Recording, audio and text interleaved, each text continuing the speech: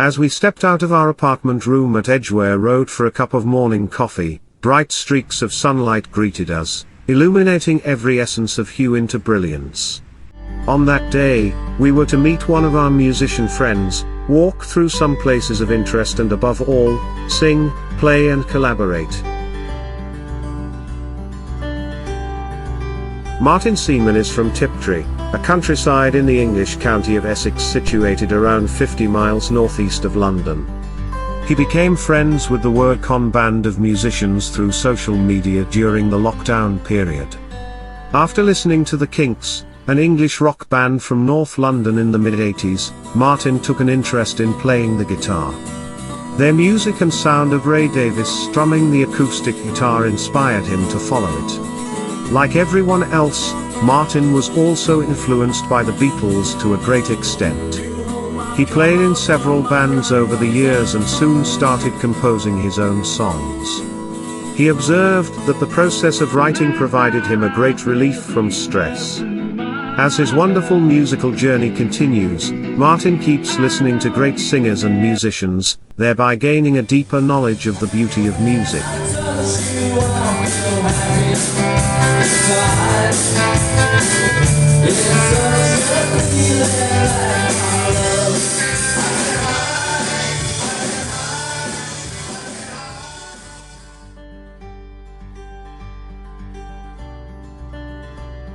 We waited for him at the Liverpool Street station, looking forward to meeting him, and as soon as he arrived, our musical walk began. As our feet moved and thoughts flew, the musical philosophies of two lands profusely interacted with each other. From British pop and rock and roll to Indian classical and Bollywood music, different shades of tones and melodies of a variety of local and international forms of music were explored. We all accepted that music or art is not confined to any land. For ages, music has permeated every human society in one form or another and has been there for anyone to stop by and have a taste of it.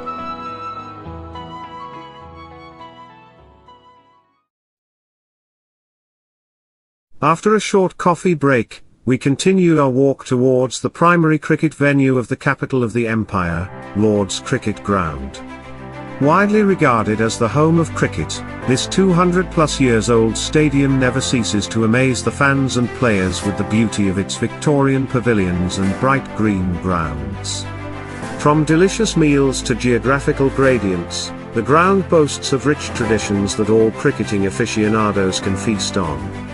Besides being the most popular sport in India, cricket is something that we could closely connect to, as Calcutta is also the home to another iconic cricket stadium, the Eden Gardens. As we stood and spoke in front of the plaque, we could feel the air redolent with the fragrance of everything that we love about Lord's, the famous honours boards, the slope, the long room, the bell, the MCC Museum and Library, and above all, the glorious moments of this game of supreme skills and strategies.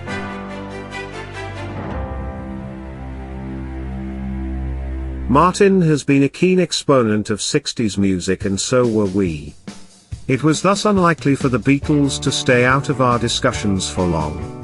It felt amazing how four young men from Liverpool dominated the pop culture scenes across the world and enjoyed a success and popularity that was never seen before. As we walked on the Cavendish Avenue and came close to Paul McCartney's house, it seemed an extraordinary feat how they impacted not only the musical landscape, but also many aspects of the society, including fashion, culture and even the lives of people in that era. While passing through Abbey Road, we stopped in front of the famous recording studio. The 90-years-old studio, which was established by the Gramophone Company, a predecessor of the British music company EMI, had hosted recording sessions by several great singers. If the walls of the studio could sing, we would have heard the music of a century.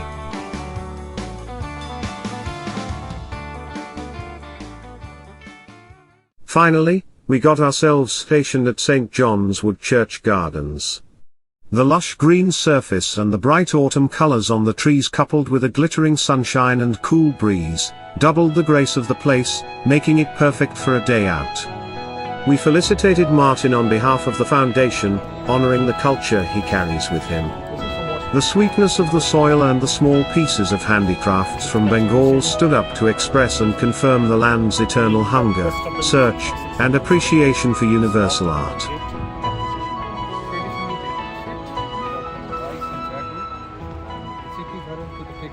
And then the strings resonated, and music filled the air, under the eyes of a small but eager audience.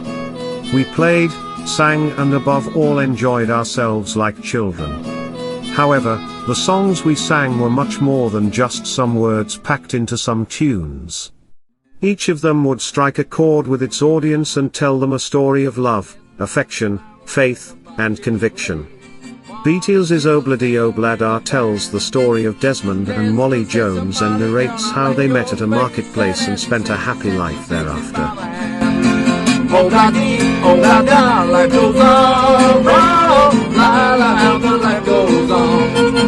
Obladi, Oblada, life goes on, la la, how the life goes on.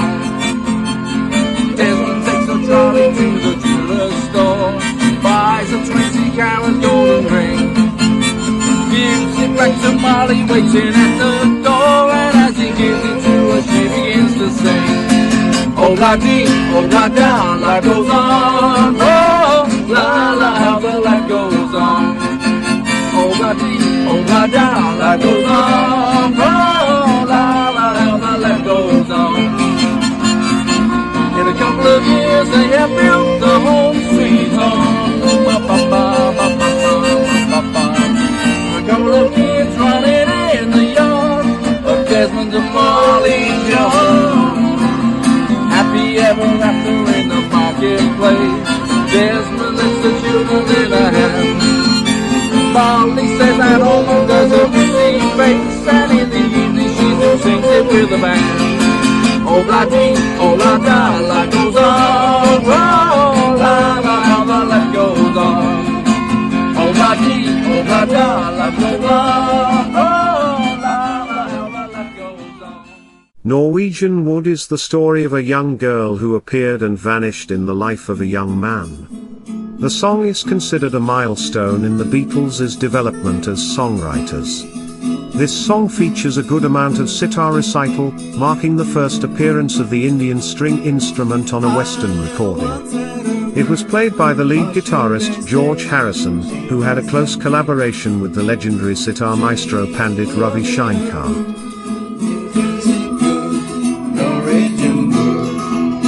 She asked me to stay and she told me to sit anywhere. So I looked around and I noticed there wasn't a chair. I sat on a rug, biding my time, drinking the wine. We talked until 2, and then she said, it's time for bed.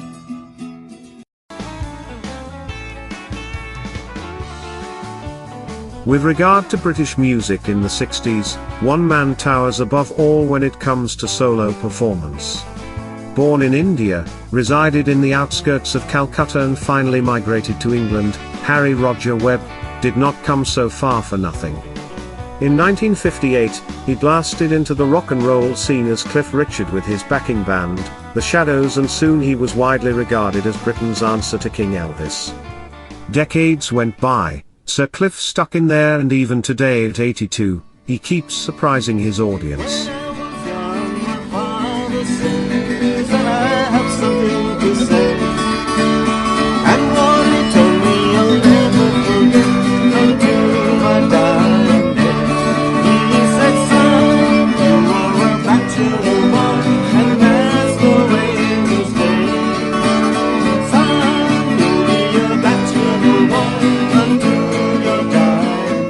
As the crowd stopped, listened, enjoyed, and moved on with elevated spirits, we never knew when the time flew.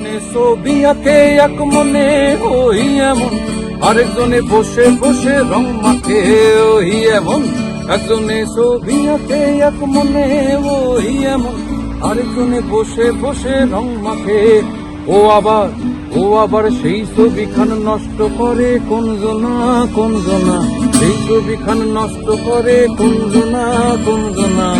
তোমার ঘরে বসত করে কয়জনা মন জানো না, তোমার ঘরে বসত করে কয়জনা, তোমার ঘরে বস করে। After playing for a couple of hours, we had to pull down the curtains on our musical journey for the day.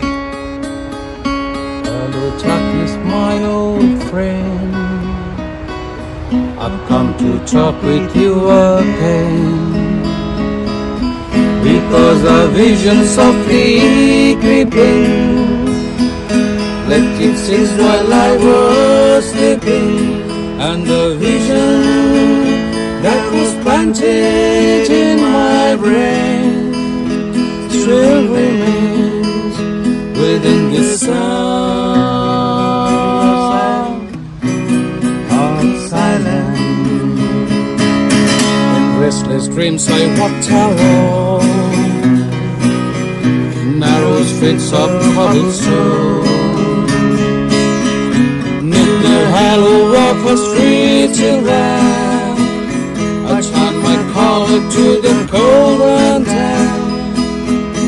When my eyes were black like the flash of a neon light that split. The black cab took us back to Liverpool Street Station and we enjoyed a light lunch together. Finally, it was time for Martin to bid us farewell. As we watched him moving towards the platform, we kept waving at each other every 10 seconds till he disappeared into the crowd, leaving a trail of pleasant moments of companionship and joy. True friends, wherever they are, will get each other at the end, for sure.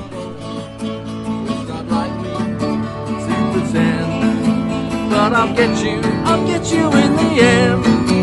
Yes I will, I'll get you in the end. Oh yeah, oh yeah. I think about you night and day. I need you and it's true. When I think about you I can say I'm never, never, never, never blue. So I'm telling.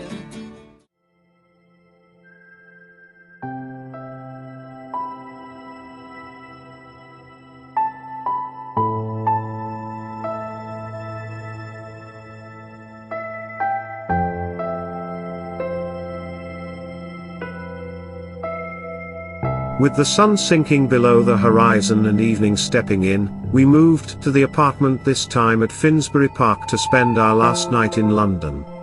A journey that had started 9 days back was finally drawing to a close.